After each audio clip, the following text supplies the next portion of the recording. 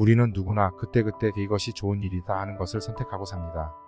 그런데 살고 나서 결과를 보면 그때 좋은 일이 나중까지 꼭 좋은 일은 아니라는 것을 알게 됩니다.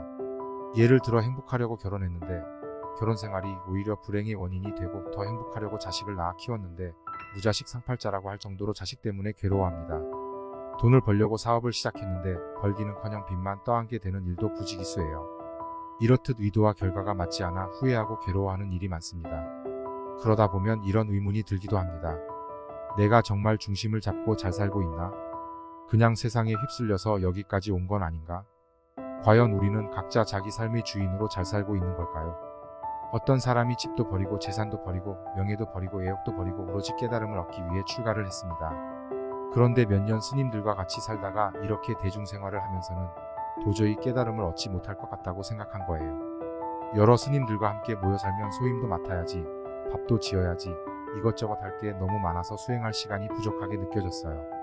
차라리 아무도 없는 산속에 들어가서 혼자 수행만 실컷 해야겠다. 이렇게 생각하고 마을에서 2, 30리 떨어진 깊은 산골짜기에 혼자 들어갔어요.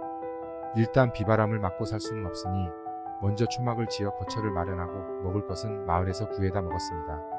그러다 보니 대중생활을 할 때보다 오히려 일이 더 많아졌어요. 초막을 지었더니 수시로 보수를 해야 하고 먹을 것을 한꺼번에 다 구해 놓을 수 없으니 거의 매주 2, 30리 길을 왔다 갔다 해야 했습니다. 집신도 이전보다 빨리 닳아 떨어진 탓에 더 자주 새로 삼아야 하니 도저히 수행할 시간이 부족한 거예요. 거기다 설상가상으로 몸에 병까지 들어 의사에게 갔더니 영양실조라면서 하루에 우유를 한 잔씩 마시라는 거예요. 산골에 우유가 어디 있겠어요.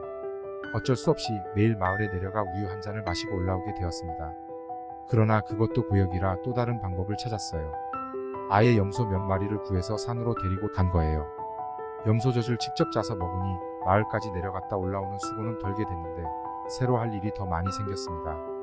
염소를 풀어놓으면 도망가니까 메어놓고 옮겨 주어야지, 풀 먹여야지, 풀 먹이려면 풀을 베어다 쌓아놔야지 염소 때문에 우유는 먹게 되었지만 염소를 키우느라 수행할 시간은 오히려 더 부족해졌어요. 그래서 이대로는 안 되겠다 싶어서 목동을 한 명 구했습니다. 그런데 목동이 공짜로 일을 해줄 리 없잖아요.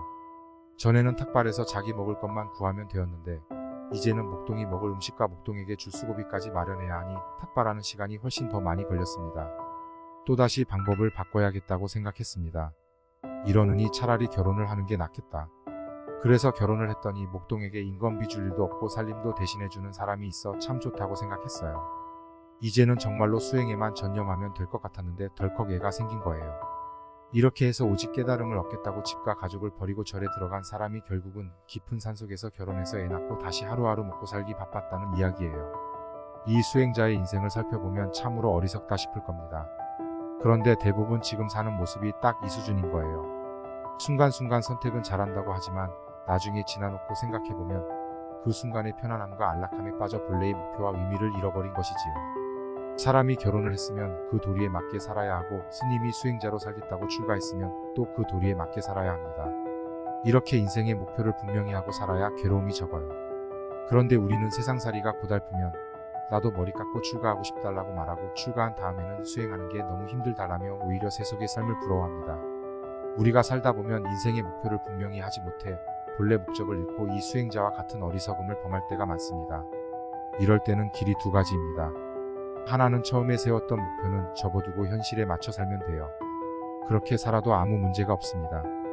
다른 하나는 목표에서 벗어났다는 것을 깨달은 순간 그 자리에서 바로 멈추고 본래 자리로 돌아와야 하는 겁니다. 우리는 습관적으로 돈만 있으면 행복할 것 같다, 결혼만 하면 행복해질 것이다 라고 말합니다. 하지만 돈 벌어서 결혼을 해도 마냥 행복하지는 않습니다.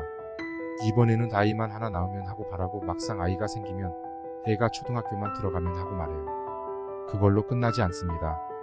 아이가 초등학교에 다니면 애가 중학교만 가면 하고 말하고 아이가 중학교에 들어가면 또 애가 대학에 갈 때까지만 하고 행복을 미뤄요. 그래서 아이가 대학에 합격하면 행복해지는가 하면 그렇지 않습니다.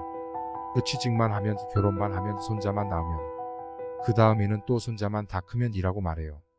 평생 이렇게 행복의 조건만 바꿔가며 살다가 제대로 행복의 맛도 보지 못하고 죽는 게 우리 인생입니다. 부와 명예와 가족과 친구는 고통의 원인도 아니고 행복의 조건도 아닙니다. 우리가 어떤 때는 그것 때문에 행복하다고 했다가 또 어떤 때는 그것 때문에 괴롭다고 하는 거예요. 그렇게 양극단을 오락가락해서는 괴로움에서 결코 벗어날 수 없습니다. 만약 결혼해서 가정이 있다면 이런저런 고민하지 말고 이렇게 생각해 보세요. 아내 남편 있겠다. 집 있겠다. 직장 있겠다. 천하에 부러운 게 없다. 내 인생이 최고다. 현재의 자기 삶을 긍정적으로 받아들이면 삶이 자유롭고 행복해집니다. 그래도 뭔가 이루고 싶은 목표가 있다면 무작정 앞만 보고 달리던 습관을 멈추어야 합니다. 자꾸 내일부터 모레부터 하면서 미루지 말고 지금 여기에서 내가 행복해야 합니다. 인생에는 정답이 없습니다. 자기가 선택한 대로 사는 것뿐입니다. 그런데 우리가 이럴까 저럴까 망설이는 것은 선택에 대한 책임을 지고 싶지 않기 때문입니다. 우리 삶은 어떤 것이 좋다 나쁘다 잘라 말할 수 없어요. 선택과 그것에 따른 책임이 있을 뿐입니다. 이때 자기 선택에 대한 책임을 진다는 것은 선택의 결과를 기꺼이 받아들인다는 것입니다. 이렇게 지은 인연의 가부를 기꺼이 받아들이면 어떤 일이 일어나도 괴로워하거나 원망할 일은 없습니다.